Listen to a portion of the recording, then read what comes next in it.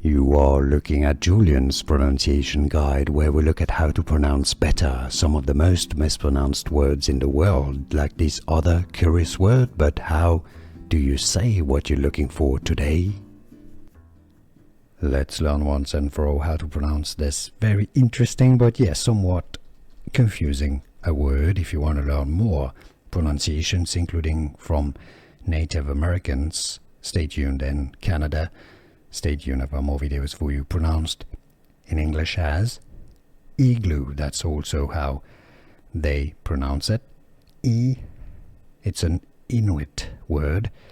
Igloo, an ice, a snow house or snow hut.